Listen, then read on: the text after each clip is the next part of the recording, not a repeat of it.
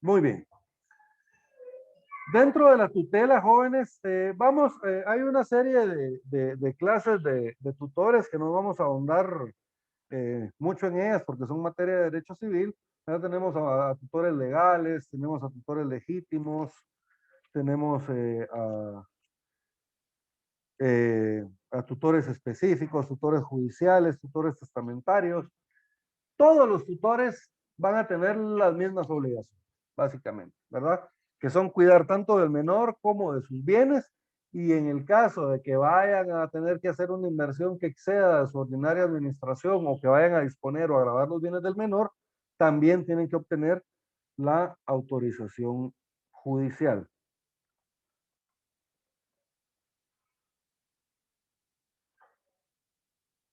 Eso lo tenemos en el artículo 332.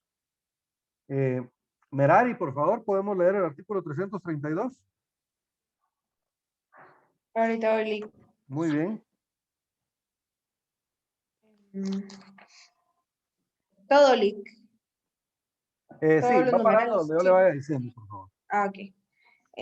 Artículo 332, necesidad de autorización judicial. O El, notarial, pueden agregar ustedes ahí. ok. El tutor necesita autorización judicial o notarial. 1. Para enajenar o gravar bienes inmuebles o derechos reales del menor o incapacitado, para dar los primeros en arrendamiento por más de 3 años o con anticipo de renta por más de 1 año, para hacer o reconocer mejoras que no sean necesarias para construir servidumbres pasivas y en general para celebrar otra clase de contratos que afecten el patrimonio del pupilo siempre que pasen de 500 quetzales. Los contratos a que se refiere este inciso no pueden ser prorrogados. Número 2, para tomar dinero a mutuo, debiendo sujetarse a las condiciones y garantías que acuerde el juez. 3, para repudiar herencias, legados y donaciones. 4, para transigir o meter en árbitros las cuestiones en que el pupilo tuviera interés.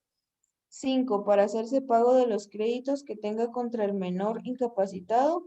6. Para resolver la forma, condiciones y garantías que debe colocar el dinero del pupilo.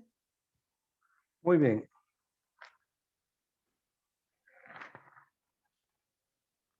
Permítanme un momento.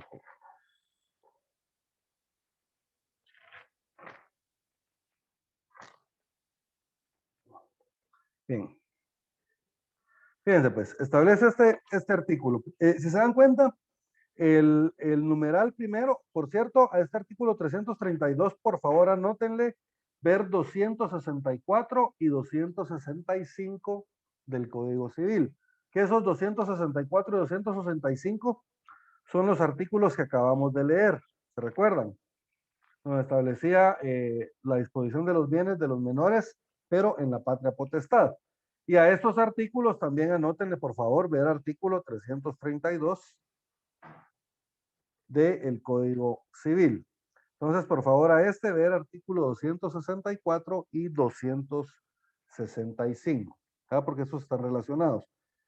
Entonces, miren, establece para qué necesita autorización judicial o notarial: para enajenar o gravar los bienes inmuebles o derechos reales del menor incapacitado, para dar los primeros en arrendamiento por más de 3 años o con anticipo de renta por más de 1 año, para hacer o reconocer mejoras que no sean necesarias, constituir servidumbres pasivas y en general para celebrar otra clase de contratos que afecten el patrimonio del pupilo siempre que pasen de 500 quetzales, o sea, prácticamente siempre, ¿verdad? ¿Cuáles son las mejoras necesarias? Las mejoras necesarias son aquellas que tienen como objeto impedir que se deteriore un bien. Estas las tenemos en el artículo 916 del Código Civil. Ahí tenemos las mejoras. Entonces, las necesarias son cuando tienen por objeto impedir la destrucción o el deterioro de una cosa. Y las otras que tenemos son las útiles y las de recreo. Tanto para las útiles como para las de recreo, se necesita autorización judicial o notarial para poderlas hacer cuando el bien le pertenece a un menor o un incapacitado. Si son necesarias, esas las puede realizar sin autorización judicial. ¿Estamos bien? Perdón, Lick, en qué artículos están? 1916 del Código Civil. Ahí Ya, tenemos, esta ya pasa la parte de la propiedad, ¿verdad? Es decir, ya está en el segundo libro. sí, de hecho estamos, el 1916, ahí estamos en el No. contrato de arrendamiento. Ahí es donde se define cuáles son las mejoras que se pueden realizar. Solo, Entonces, perdón, la es ley establece tres tipos de 1916. mejoras. ¿Sí? 1916 ya está, 1916 del Código Civil. ya está en el libro del derecho de las obligaciones, en el Derecho quinto de libro. obligaciones, segunda parte de los contratos en particular, en el contrato de arrendamiento. 1916. Entonces, les voy a leer así rapidito este artículo para que ustedes vean cuáles son las clases de mejoras que pueden haber. Son tres tipos de mejoras. Las mejoras necesarias, las útiles y las de recreo. De estas tres, las necesarias las puede realizar el administrador normalmente, sin necesidad de autorización. Las útiles y las de recreo, estas sí necesita autorización judicial. Se las voy a leer así rapidito. Miren, artículo 1916. Las mejoras son necesarias cuando tienen por objeto impedir la destrucción o el deterioro de la cosa. Son útiles cuando, sin pertenecer a la clase de las necesarias, aumentan el valor y renta de la cosa en que se ponen. ¿Verdad? Por ejemplo, una mejora útil es cuando le vamos a hacer, por ejemplo, no es necesario que lo hagamos porque la casa no se va a caer. Si cambiamos, por ejemplo, el piso o si arreglamos los baños, por ejemplo, no son necesariamente mejoras necesarias, pero sí son mejoras que van a aumentar la plusvalía del bien. ¿Verdad? A mí me decía una vez una persona que se dedica a los bienes raíces de que hay dos cosas que le aumentan significativamente, tres cosas, perdón, que le aumentan significativamente el valor de casa. Una es arreglarle el piso, ¿verdad? Ponerle un piso bonito, así que se mire chilerón. Segundo, los baños. Y tercero, los muebles de la cocina. Dice que son tres mejoras que le aumentan mucho la plusvalía al bien. Entonces, esa sería una mejora útil, ¿ah? Porque sin ser necesaria va a aumentar la utilidad o valor o renta del bien. Y por último tenemos las de recreo. Las de recreo son, establece la ley, cuando sin ser necesarias ni útiles, sirven para el ornato, lucimiento o mayor comodidad, ¿verdad? Entonces acá la situación es de que nosotros, permítanme jóvenes,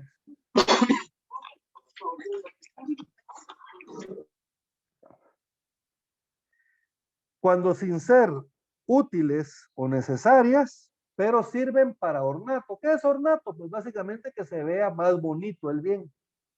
¿Verdad? Ustedes le van a hacer una fachada más bonita, le van a cambiar ventanas, le van a poner unos vidrios más bonitos, etcétera, ¿verdad? Todo eso no es útil ni es necesario, pero va a hacer que el bien se vea más bonito, ¿verdad? O va a hacer que las personas estén viviendo en el bien con mayor comodidad.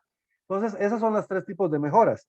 Para la primera, como les decía, no necesita autorización judicial, pero para la segunda y la tercera sí se necesita autorización judicial o notarial. Luego establece para tomar dinero a mutuo. Si nosotros vamos a tomar dinero a mutuo, quiere decir de que otra persona le va a prestar dinero al menor. Y el menor obviamente está obligado a devolver ese dinero más los intereses. ¿Estamos bien? Entonces, en ese caso también necesitamos autorización judicial. ¿Por qué nosotros quisiéramos prestar dinero en nombre del menor? Tal vez vamos a comprar una casa para el menor y esa casa pues la vamos a alquilar y con eso vamos a pagar la renta y va a quedar alguna ganancia para el menor. Como les decía, utilidad. O tal vez vamos a pagar un tratamiento de una enfermedad, una operación del menor, o vamos a pagar su educación, ¿verdad? Eso lo podríamos nosotros justificar también como necesidad. Eso sí, debiendo sujetarse a las condiciones y garantías que acuerde el juez, o en su caso también puede ser el notario. El juez o el notario, ellos deben acordar cuáles son las garantías, ¿verdad? Que se van, o las condiciones de ese contrato. y solo dentro de los márgenes que autorice el juez vamos a poder celebrar nosotros este contrato de mutuo en nombre del menor. También para repudiar herencias, legados y donaciones. Repudiar una herencia es Y básicamente una cuando... pregunta, ¿Sí, Merari? ¿en dónde está regulado eso de para tomar dinero a mutuo, que se necesita autorización judicial? Eso está en el artículo 332, en el numeral segundo del Código Civil. Sí, perdón, Lick, ya, yo lo había ¿Ok? leído. Muy Gracias. bien. Entonces, luego tenemos para repudiar herencias, legados y donaciones, que básicamente eso es cuando el menor dice yo no quiero recibir esa herencia. ¿Va? Entonces, también se necesita autorización judicial para poder repudiarla. Luego establece para poder transigir o comprometer en árbitro las cuestiones en que el pupilo tuviera interés. Comprometer en árbitros, eso está fácil de entender. Es básicamente cuando nosotros, para resolver una controversia que hay entre dos personas, que en este caso una de estas personas va a ser un menor de edad, nosotros en vez de ir ante un juez, decidimos ir ante un árbitro, que básicamente un árbitro vendría a ser algo así como que un juez privado, en el que nosotros voluntariamente decidimos someter el asunto a su conocimiento y él se va a encargar de resolverlo, ¿verdad? Por medio de un laudo arbitral. Entonces, para poder ir al juez, para poder ir ante el árbitro, también necesitamos una autorización judicial o notarial. Y para transigir, jóvenes, básicamente es para realizar una transacción. Esto es cuando, digamos, el menor tiene un interés, digamos, hay alguna deuda y el menor va a llegar a alguna negociación, por ejemplo, para que no le paguen la totalidad de la deuda, pero que sí le paguen, o sea, condonar parte de una deuda y que le paguen el resto de la deuda. Para este tipo de transacción también necesita autorización judicial, ¿verdad? O notarial en este caso. Para hacerse pago de los créditos que tenga contra el menor o incapacitado. Acá es, digamos, el tutor es el acreedor del menor. Obviamente estamos hablando de créditos anteriores al ejercicio de la tutela. Entonces, el tutor es acreedor del menor. Entonces, él, como tutor, lo normal sería que él haga los pagos. Pero como los pagos, el menor los tiene que hacer al mismo tutor, ese pago necesita una autorización judicial. Mire, para hacerse pago de los créditos que tenga contra el menor o incapacitado. Y sexto, para resolver la forma, condiciones y garantías en que se debe colocar el dinero del pupilo. Colocar el dinero es cuando van a realizar alguna inversión, por ejemplo. Entonces van a colocar el dinero en la compra de algunos bonos o en la compra de algunas acciones de alguna sociedad, etcétera, ¿verdad? Tipo de inversiones de este tipo. Entonces, para eso también se necesita autorización judicial o, en este caso, notarial. Vamos bien hasta acá, jóvenes.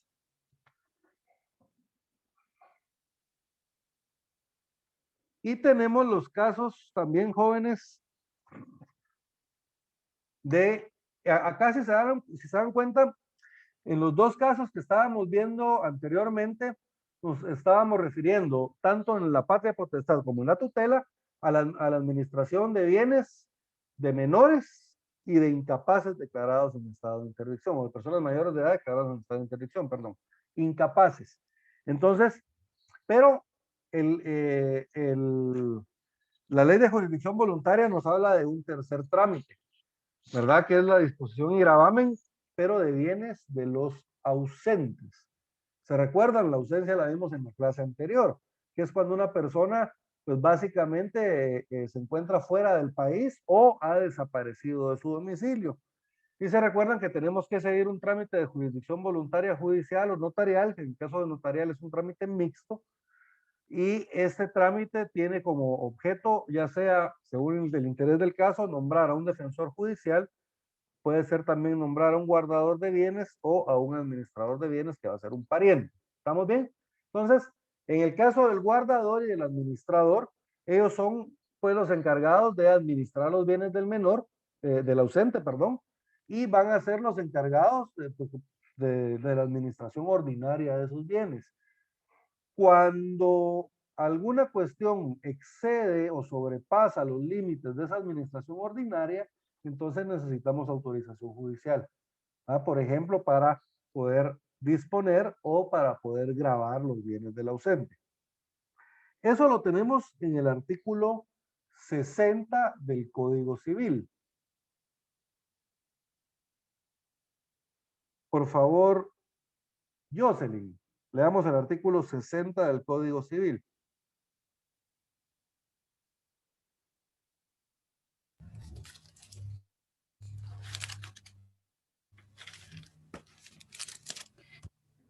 El administrador no podrá enajenar ni gravar los bienes del ausente sin llenar las formalidades que las leyes establecen en cuanto a los bienes de menores o incapacitados. Básicamente, ¿cuáles son las reglas? Las mismas que se van a realizar para la tutela, ¿verdad? Las mismas. El administrador no podrá enajenar ni gravar los bienes del ausente sin llenar las formalidades que las leyes establecen en cuanto a los bienes de menores o incapaces. Entonces, las mismas reglas que aplican para la tutela aplican también para el caso del ejercicio de, ya sea del guardador o del administrador, ¿verdad? En la ausencia de los bienes de un ausente. Y también tenemos algo más en el artículo 61 que establece el guardador o el administrador que adquieran para el ausente bienes o derechos por sucesión u otro título gratuito, deben denunciarlos al juez respectivo dentro de los 15 días y ampliarán el valor de estos bienes o derechos la garantía que hubieran prestado. Esto tiene relación, se los voy a explicar. Lo que pasa es de que cuando el guardador o el administrador van a entrar en posesión de los bienes, ellos tienen que tomar estos bienes por inventario y deben tomar una garantía. Permítanme. Aquí está. Esto lo tenemos, por favor, jóvenes, vámonos al artículo 320. En el 319 tenemos el discernimiento del cargo, se los voy a leer rapidito. El tutor y el protutor no entrarán en ejercicio de sus cargos, sino después de discernidos por el juez. Ninguna tutela puede ser discernida sin estar llenados todos los requisitos que para su ejercicio exige la ley. Y dentro de esos requisitos tenemos el artículo 320, que establece 320 del Código Civil, jóvenes. El tutor procederá al inventario y avalúo de los bienes del menor o incapacitado dentro de los 30 días siguientes a la aceptación del cargo. El plazo podrá ser restringido o ampliado prudencialmente por el juez, según las circunstancias.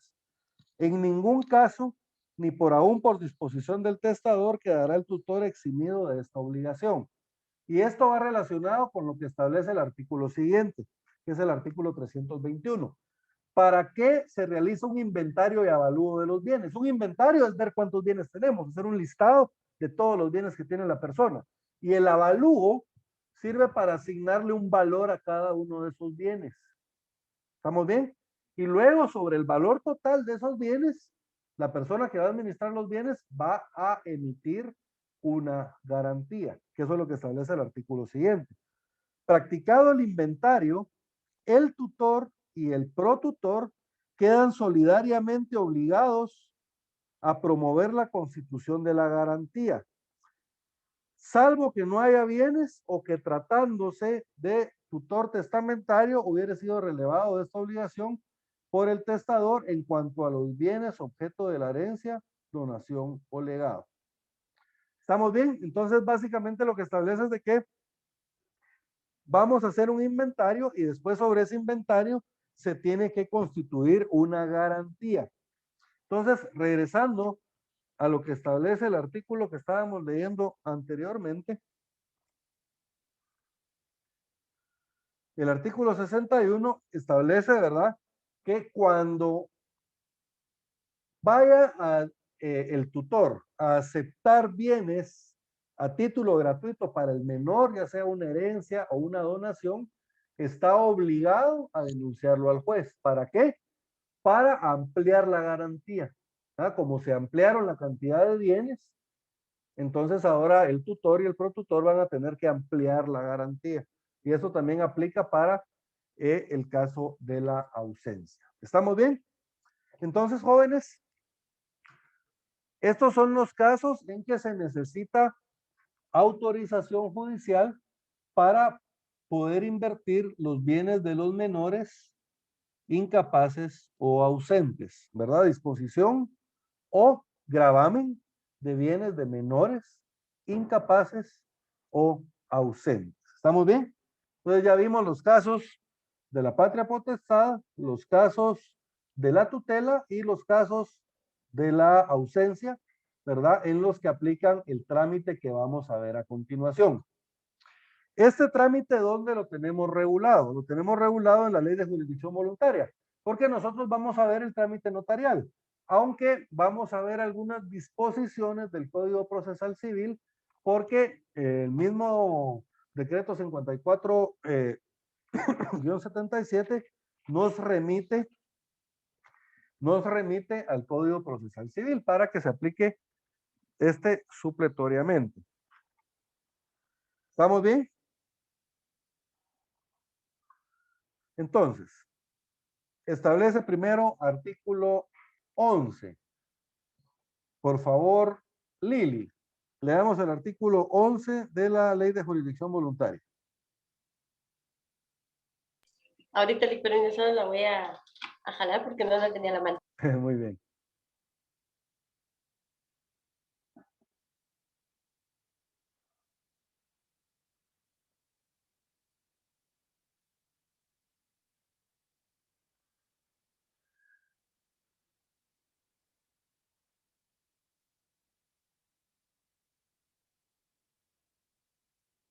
Yo creo que desde que compartí la última vez, la asistencia no se ha integrado nadie más, jóvenes, pero les voy a dejar de nuevo el enlace para la asistencia para que lo llenen, por favor.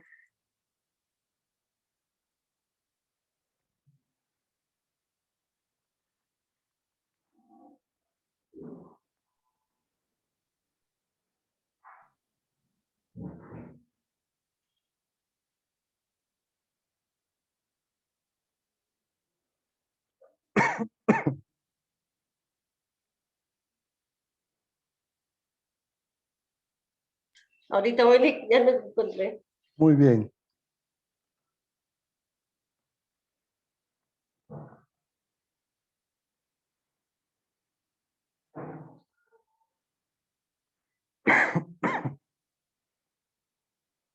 Entonces era artículo 11 de la Ley de Jurisdicción Voluntaria o decreto 54-77.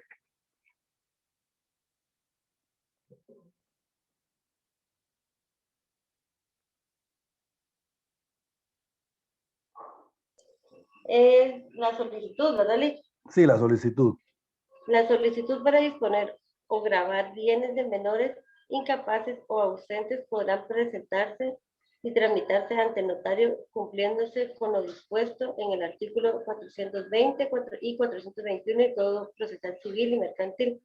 Esto es lo que les decía, miren que en algunos casos la misma Ley de Jurisdicción Voluntaria nos va a remitir al Código Procesal Civil porque ahí está de una forma más amplia determinado todo lo que es el trámite.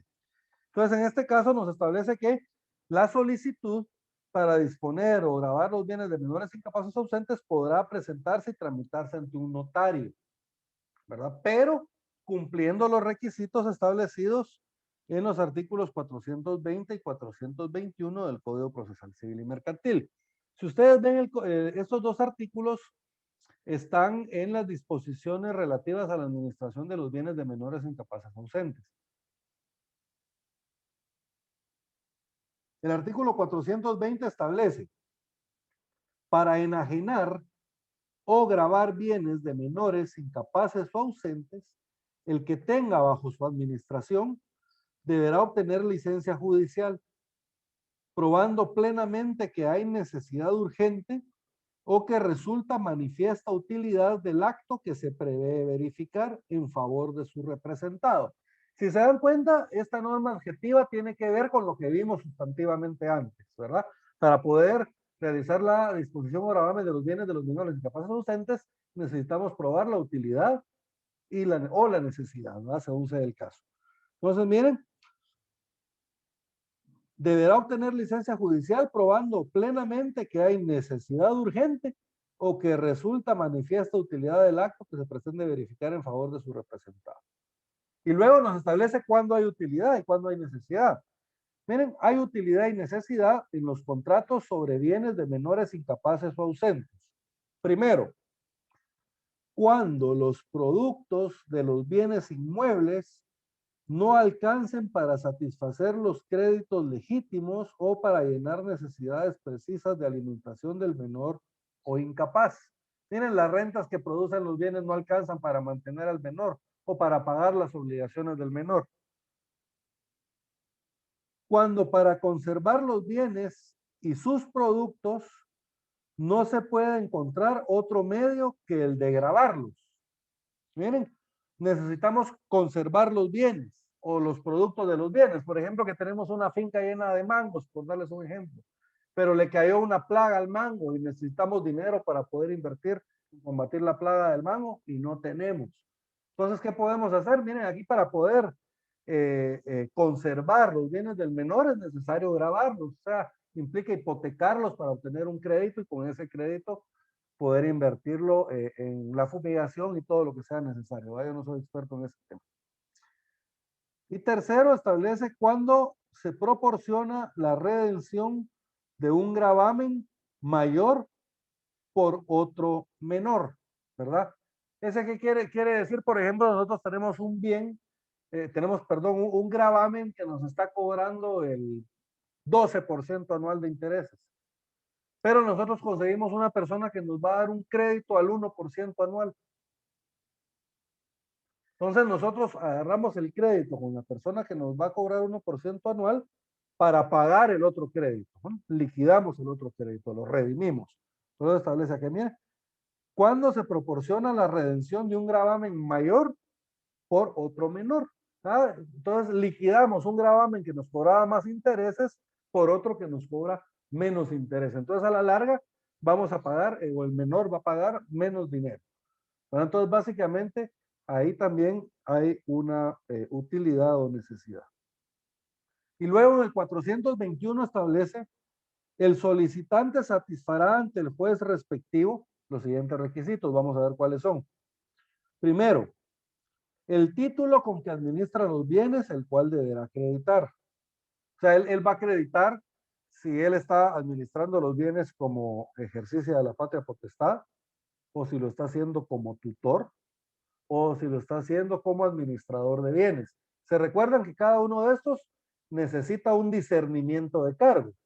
Ese discernimiento de cargo lo tenemos en el 418 del Código Procesal Civil y Mercantil. El que no necesita discernimiento de cargo es el ejercicio de la patria potestad. Él es inherente al ejercicio de la paternidad. Uno de los derechos inherentes es el ejercicio de la patria potestad. Ese no necesita discernimiento de cargo, pero todos los demás sí. Miren, 418. Todo tutor, protutor o guardador deberá solicitar del juez de primera instancia el discernimiento de cargo. Y el juez, antes de confirmarlo o discernirlo, podrá seguir de oficio información respecto a la moralidad y aptitudes del nombrado. Con el resultado de la información, el juez confirmará o no el nombramiento y discernirá el cargo procediendo al inventario y avalúo de los bienes, así como al otorgamiento de las garantías correspondientes conforme al Código Civil, que lo habíamos visto antes. ¿Se recuerdan? Entonces, a esto se refiere. La persona lo primero que tiene que hacer ante el juez, o en este caso ante el notario, es acreditar cómo está administrando los bienes, bajo qué calidad los está administrando. Si es en ejercicio de la patria potestad, ¿cómo lo vamos a acreditar? Pues lo vamos a acreditar por medio de las certificaciones de las partidas del Registro Nacional de las Personas, ¿verdad? Entonces va a ser por medio de una partida de nacimiento. Y con eso acreditamos, ¿verdad? Que quiénes son los padres del menor y quiénes son los que ejercen la patria potestad del menor. Si uno de los padres está ejerciendo exclusivamente la patria potestad, supongamos de que los padres se divorciaron y la patria potestad quedó exclusivamente a cargo de la madre, eso va a constar en la constancia del registro nacional de las personas, en la certificación de nacimiento. Entonces eso va a constar ahí en las observaciones. La patria potestad de la menor la ejerce con exclusividad su madre, ¿verdad? Y los datos respectivos de la resolución judicial con la que se aprobó esto.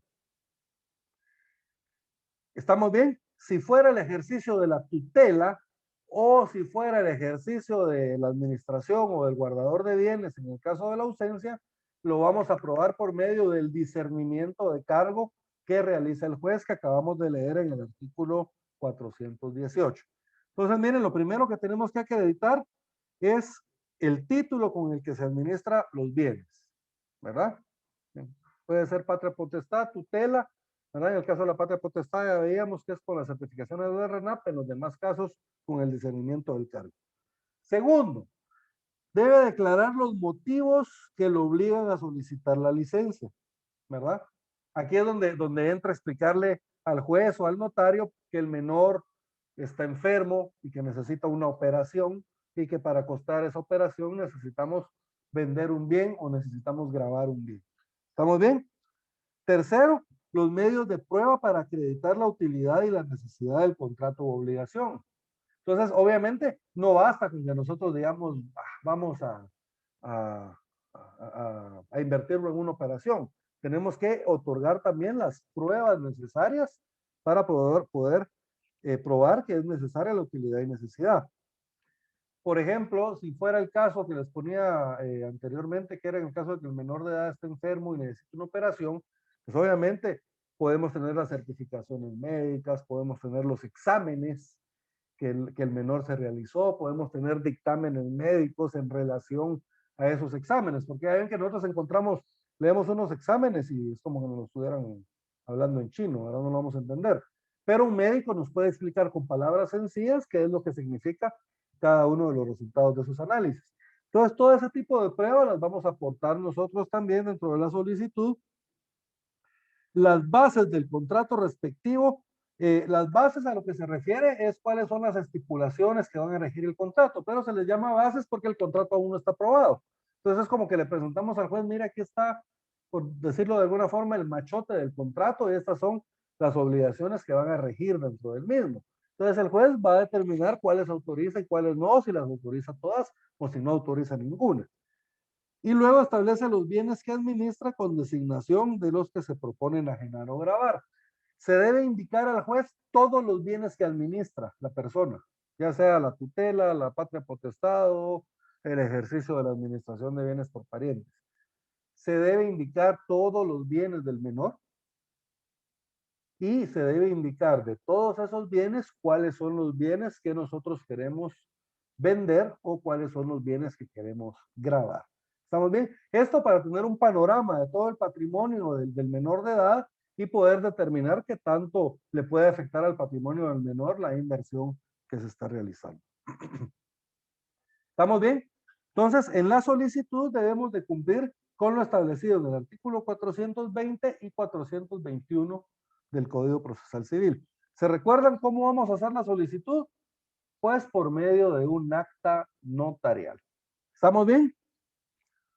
En el artículo 12 establece el notario con audiencia a la Procuraduría General de la Nación y notificación al protutor o representante del menor en su caso, mandará recabar la prueba propuesta y practicará de oficio cuantas diligencias sean convenientes.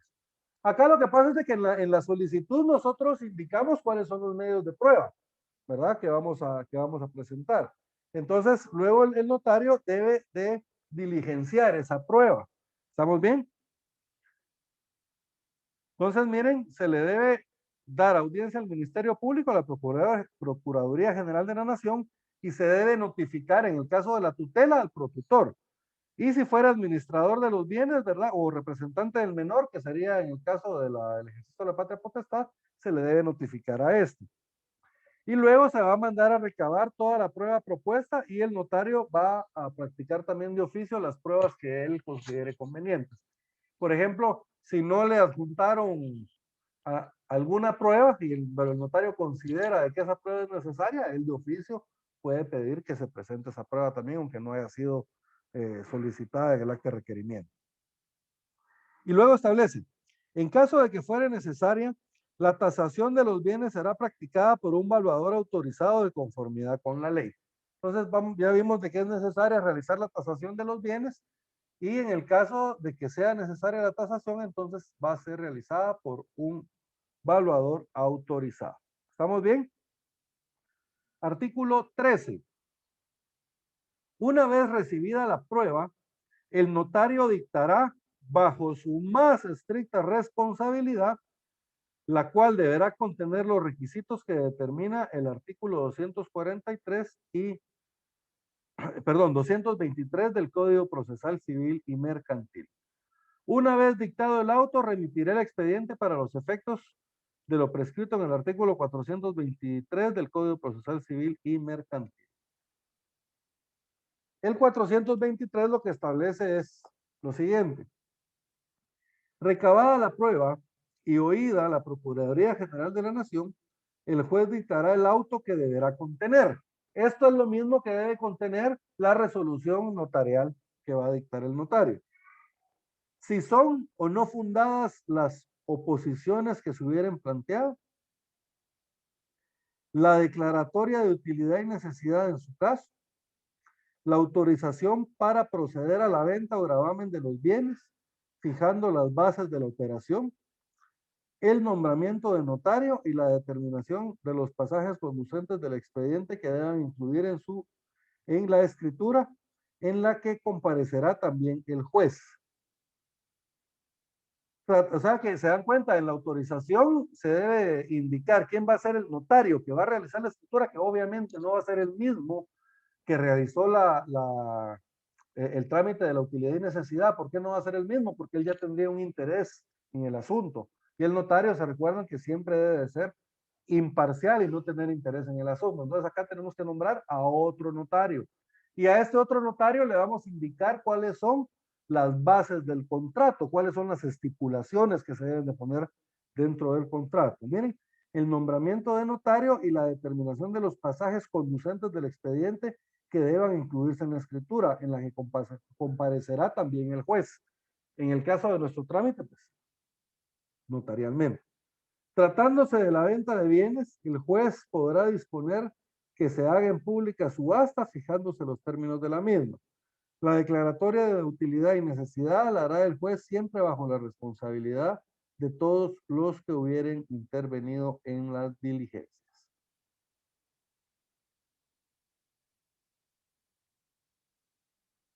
Y luego establece, para otros casos que se necesite la autorización judicial, se observarán las prescripciones de esta sección en lo que fueran aplicables, en el artículo 424. Entonces, jóvenes, si se dan cuenta, ahí tenemos ya lo que es el trámite de la utilidad y necesidad.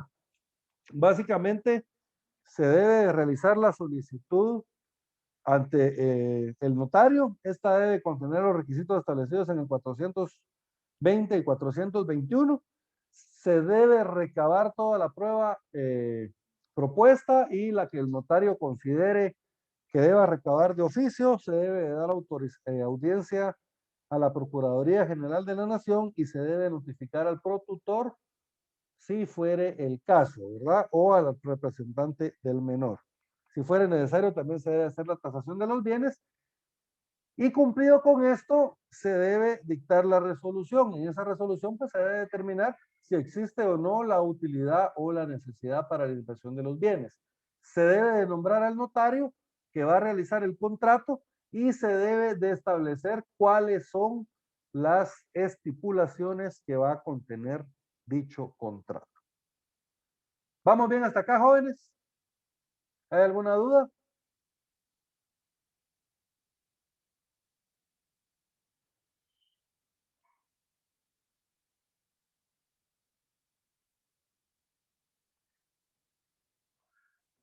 Bueno, muy bien, jóvenes. Si no tenemos dudas, lo vamos a dejar hasta acá el día de hoy, ¿verdad? Les pido que... Sí, ¿verdad? Yo solo le quería, lo que pasa es de que Bueno, lo que explicó hoy, pues sí, o sea, sí la entendí, pero es que ando, o sea, sí me perdí un poquito porque como yo no recibí la clase la antepasada, por lo que le comenté, entonces Usted le me quería había pedido que se preguntar, la grabara, ¿verdad? ajá, y si la podía publicar o mandármela, porque sí, como si se da cuenta, los temas son así como van de la Sí van mano, ¿va? entrelazados. Sí la grabé, Ajá, Merari. Entonces, permítame, yo la voy me la voy a subir a Classroom o si no voy a ver de qué otra forma le puedo hacer llegar el enlace. Porque ah, fíjate, ok. la última vez que subí o que intenté subir las clases a Classroom, tuve pues algunos problemas y no me explico por qué no las subió.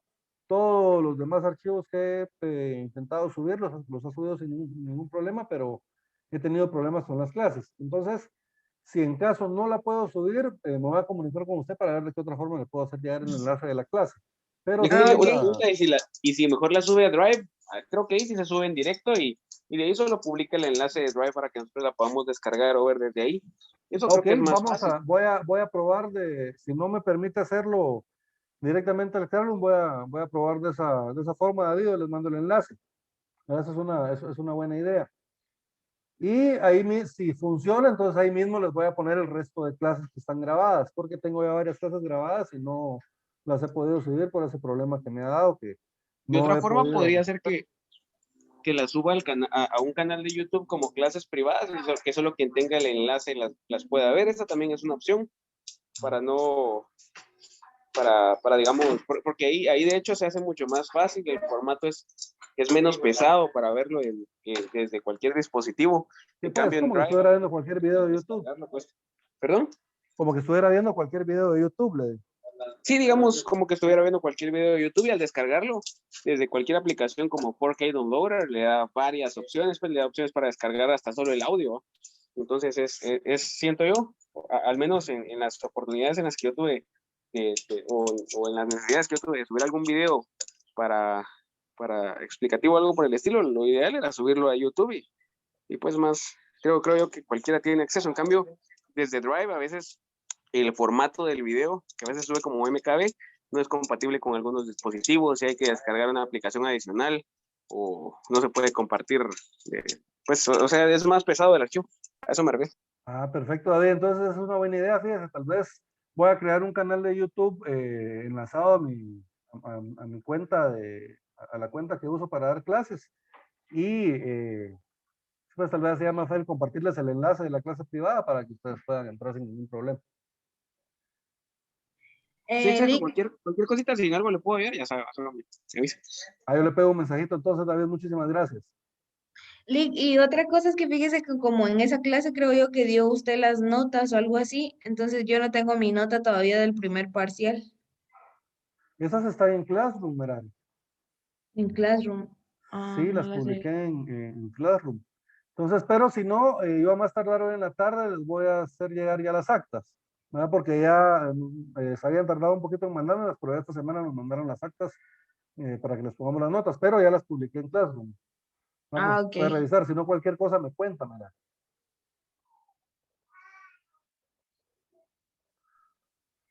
Bueno, jóvenes, entonces hoy sí vamos a dejar la clase hasta acá y en la siguiente clase vamos a seguir con lo relativo al reconocimiento de preñez y de parto y si nos da tiempo al cambio de nombre. ¿Estamos bien, jóvenes? Nos vemos entonces la otra semana. Gracias, Lick, que tenga feliz tarde. Igualmente, saludos.